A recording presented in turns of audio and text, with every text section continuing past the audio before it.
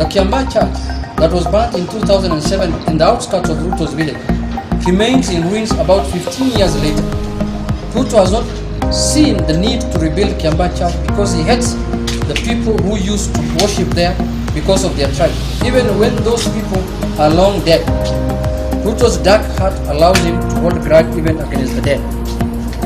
Ruto keeps telling Kenyans how he went to school barefoot. The truth is, 99% of Kenyans went to school barefoot. It is not a reason for one to feel entitled to president, and it is not a reason for one to be bitter and violent.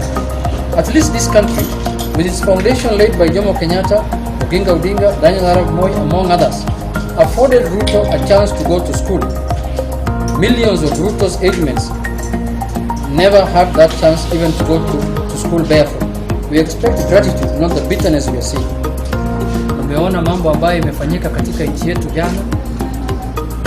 Umeona vile ambaye watu walikufa, watu wawili, Wakenya wawili wamepoteza maisha yao katika njia ya utatanishi, katika njia ambayo haifai. Na hii ni mambo ambayo isiposimamishwa sahihi mapema itakuja kumaliza nchi. Na vile mnavyojua, Deputy President yeye sio mgeni kwa mambo kama hii. Hii ni tabia yake ya kawaida. Hii ni mambo ambaye amezoea. Violence is his other name. The whole movement is building, called Hustler movement, is a movement that is being prepared for violence and anarchy in this country. It's an anarchist movement, the Hustler movement you're hearing. It's a movement that has its foundation and baseline based on anarchy and violence.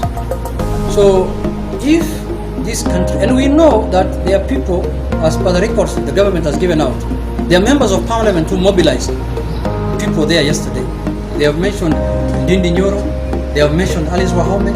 It's very unfortunate if members of parliament can mobilize youths to kill their own people. It's very unfortunate. It must be condemned. I am asking the Deputy President not to misuse. We know he's planning the same violence in Kisumu now. He has sent one Eliud Owalo to Kisumu to go and mobilize for him youths so that he can cause another mayhem and anarchy in our region. We are not going to keep quiet when the Deputy President of the Republic of Kenya is the one planning anarchy in this country. It should have been somebody else, but not the person who sits in the center of power. The person who sits in the National Security Council is the same guy who is planning violence in this country. It's very unfortunate. If it was somebody else, we could accept. He is sending an emissary to Kisumu, to Siaya, to go and plan anarchy.